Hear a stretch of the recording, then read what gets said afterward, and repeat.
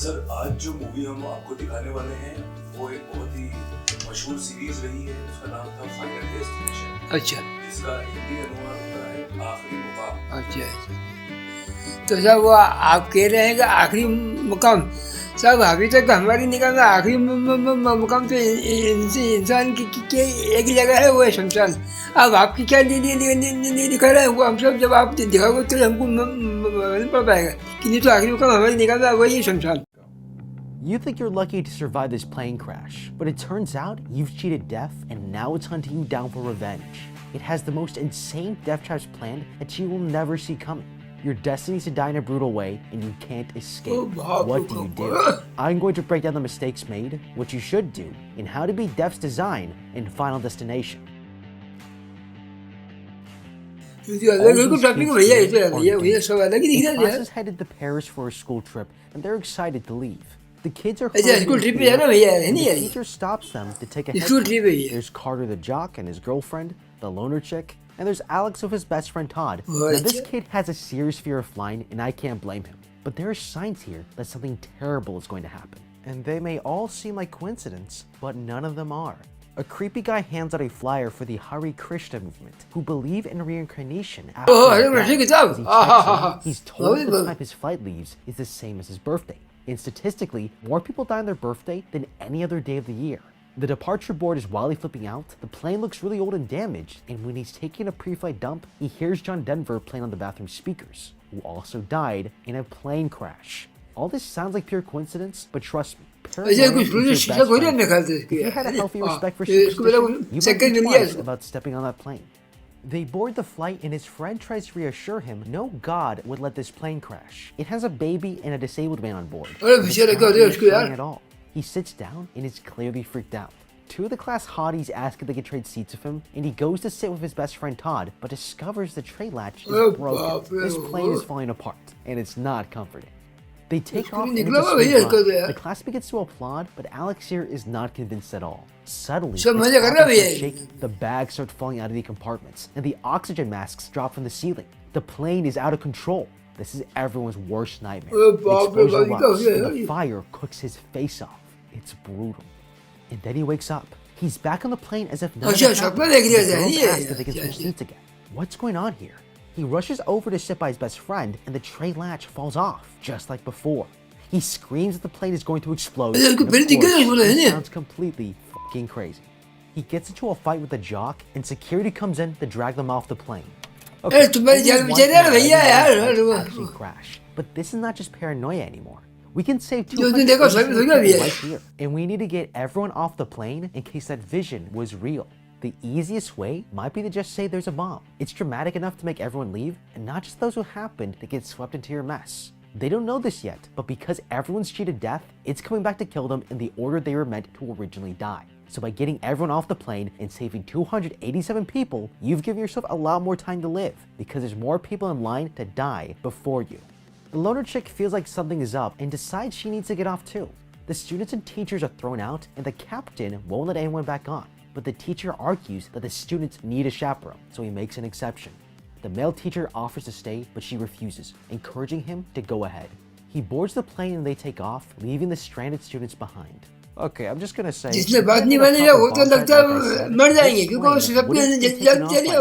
The teacher asks Alex here what happened, and he tells her about his vision. They're a little freaked out, but the because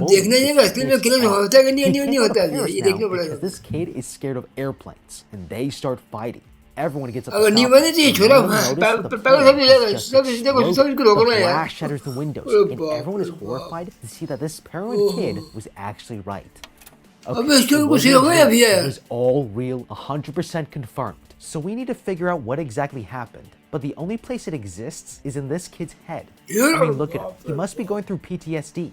That means his memory of all these details won't be as reliable after even a few hours. You need to write down everything you saw in the vision immediately. The survivors are taken into a room where they're interviewed by 2 FBI agents. They try to find out how the kid knew the plane was going to blow up, but he can't give a good answer. It's clear they suspect he's the cause of the disaster, and they'll be keeping a close watch on him. Now we have to be really careful. Whatever we tell the agents, they'll either think you're crazy or that you've just killed 287 people. I'd want to blame it all on this guy, But the best move is to tell the truth. They won't believe you, but that's okay, because crazy is sexy, and this girl digs it. 1 month later, the survivors attend a memorial for the victims of the crash. When he lines up to pay his respects, the bully is overly aggressive. Billy here thinks he's a psychic, and his teacher is terrified of him. Even his best friend isn't allowed to talk to him. That night, the kid takes a break from researching airplane disasters to study up on human anatomy. An owl interrupts his private time, and he tosses the magazine to scare it off, shredding it apart. A piece flies out and lands perfectly on his lap with his friend's name. Just like his vision, this is no coincidence. His friend is in serious trouble. Todd here has no idea what's about to hit him. He sees a dark shadow in the mirror, and when he turns on the radio, it plays the same John Denver song he heard at the airport. He never notices a trail of water snaking its way towards him. He slips with a puddle, knocking over a bottle of shampoo, and gets pulled out by the clothesline. The bathtub becomes too slippery for him to stand. No matter how hard he struggles, he can't get out of the tub and dies. Holy crap. Just when you think you're safe at home, you die in a freak accident. But we all know this is not an accident. Poor Todd here was first on Death's list, but he didn't have to go out this way. He could have pushed up on the faucet and used his pants to prevent slipping so he can get the leverage to unwind the cord. But sadly, this death was completely necessary because this is the proof that death is coming for us all. If I knew that key piece of information, I'd make all survivors pair up for protection. Whoever's next will have someone around to save them. This method will reveal Death's pattern and make us all a little safer. The kid runs to his friend's house and finds out he's dead. The dad blames the kid for his son's death, but the kid knows that's not what happened because he was given a sign, and it makes him wonder, will he die too? The next day, he visits the loner girl that Walking into this girl's house, I'm already looking at everything that could kill me. I mean, look at all this dangerous shit around. And this girl's got a bit of a secret. She can somehow feel his emotions in an evil presence that's latched onto him ever since the crash. Whatever this thing is, it's coming after them until they're all dead. The only question is, who's next? The kid knows his friend didn't commit suicide, but he needs to get proof. Looking for answers, the two of them break into the mortuary like it's Mission Impossible. They find his friend's body lying on a slab and get caught by this really creepy mortician. And this guy knows way too much. He tells them their friend didn't commit suicide because there were marks from him trying to claw the wire off. The mortician confirms that death has been hunting them down ever since the plane crash, and the kid realizes what he has to do. They leave the funeral home and sit down to talk at a cafe, where the kid explains if they somehow find out who's supposed to die next, then they can try to prevent it by saving that person and cheat death once again. He sees a bus in the window, but when he turns to the street, there's no bus there. It's another vision of the future. Happen again. Strangely, all the remaining survivors show up at the coffee shop. The kid almost gets into a fight with the jock, but the girlfriend tells the two boys to move on with their lives as she steps onto the road. Okay, it was clearly her time to die, but if she probably wouldn't have stepped out into the road like that. But now that she's gone, someone must be next. So how do we figure out who comes after her? Thankfully, we've written doun all the details of the premonition from earlier. You took,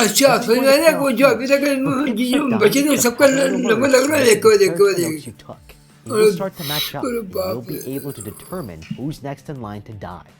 That night, the kid sees a news report of the crash, and it reveals how the plane blew up. He traces the explosion and realizes there's a pattern here. It perfectly matches where all the survivors were sitting. He's figured out Death's design. In the order they would have died, they had stayed on the plane. It started with his best friend, then the girlfriend, which means the next person to die will be the teacher. And he's got to stop it from happening. We finally have the pattern we've been looking for. So at this point, I'm only thinking about how to prevent my own death, no matter who I have to hurt.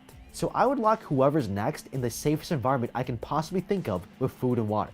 If I can keep that person in a death-proof prison, I'm free to live my life without worry.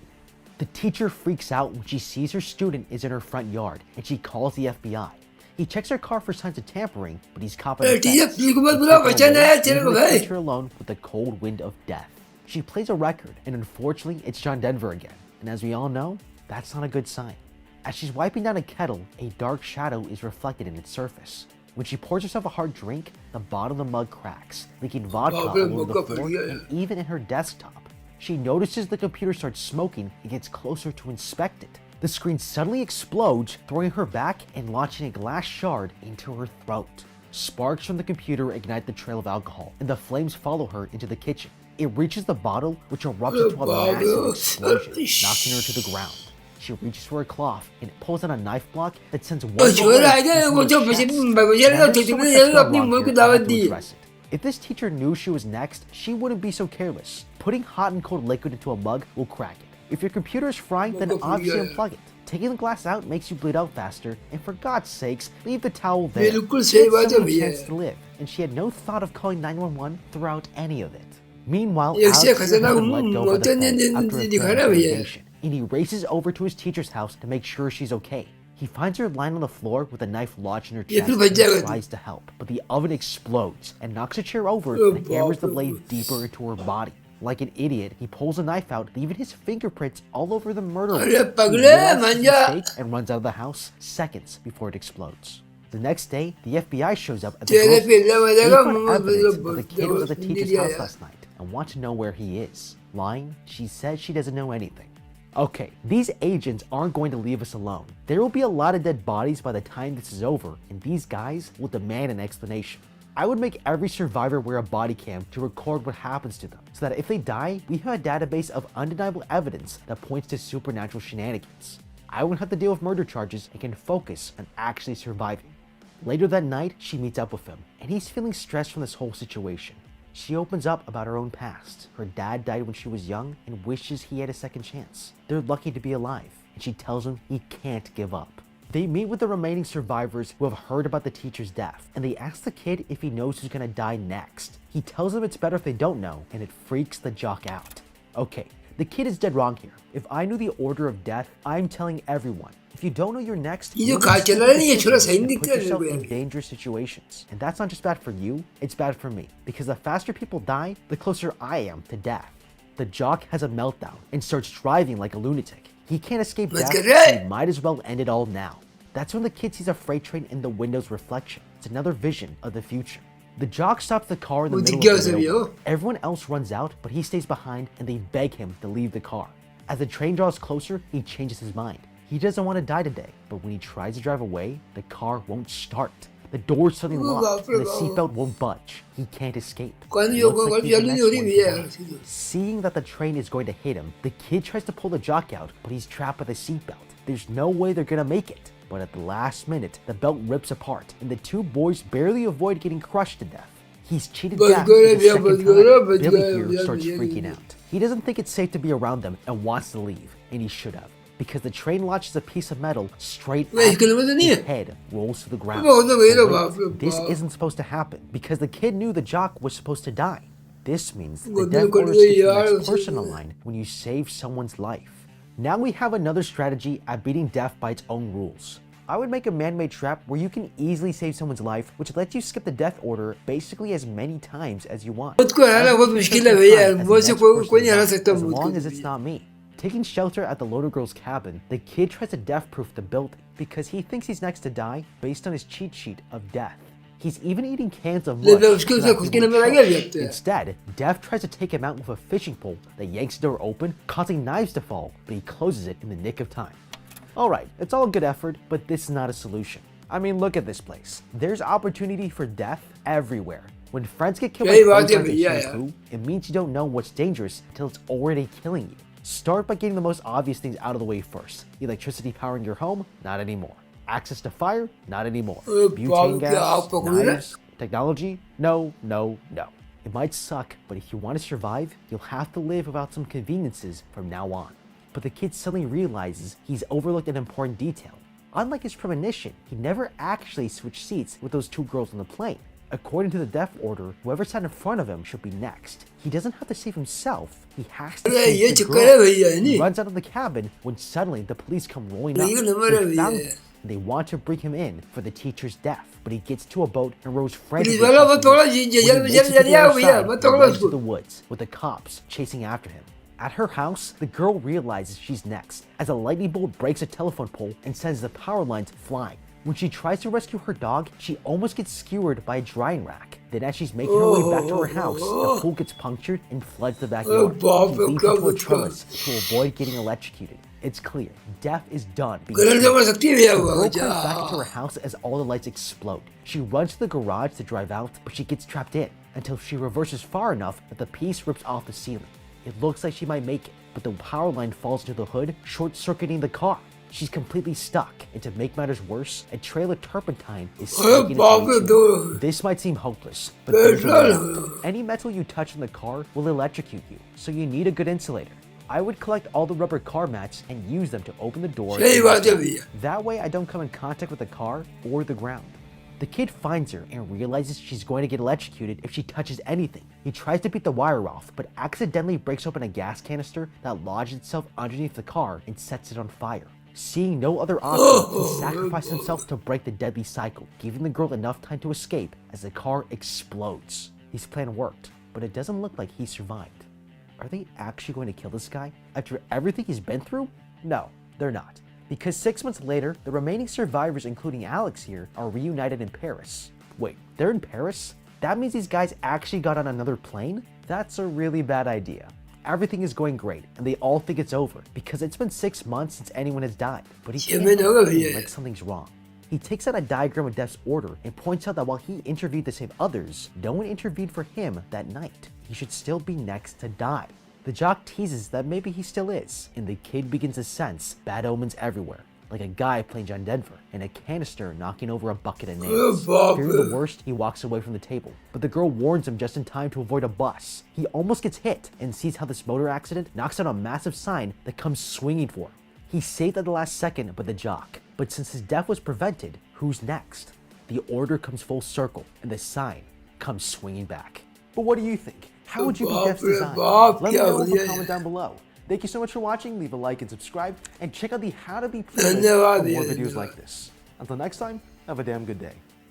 अरे बाबा मजा आएगा ना भैया ये तो ये नहीं ओह साहब अभी जो फिल्म आपने दिखाई है क्या मैं तो एक बात हम जानता हूँ कि सब कुछ उसने देखा है और उसने कोशिश भी हर जगह से करी लेकिन मौत एक ऐसी चीज़ है कि जिसको हराना बहुत मुश्किल है लाख कोशिश करने के बाद भी मौत ने अपना काम नहीं छोड़ा जो वक्त जो टाइम उन्हें दिया था उसी से लेकर और ऐसे ऐसे तरीके से मौत आई है कि देख के सब दिमाग काम नहीं करती है और ऐसा लग रहा है कि कभी भी हमारे साथ में भी ऐसा जो हादसा इसमें दिखाया गया है वो ऐसा कभी हमारे साथ नहीं हो सकता है इसलिए क्योंकि मौत एक ऐसी चीज़ है उसको हराना मुश्किल है नहीं नामुमकिन भी है सब वक्त है इसका कोई भरोसा नहीं कब किस टाइम पे क्या हो जाए और मौत इसका भी कोई टाइम नहीं खैर वो कब किसी आ जाए केवल ये आदमी को जिंदगी में ये बात कभी भूलना नहीं चाहिए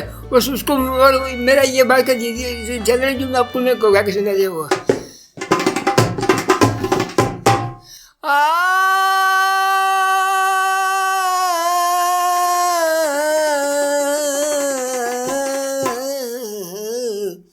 न मुँह छुपा के जियो और न सिर झुका के जियो न मुँह छुपा के जियो और न सिर झुका के जियो गमों का दौर भी आए तो मुस्कुरा के जियो न मुँह छुपा के जियो और न सिर झुका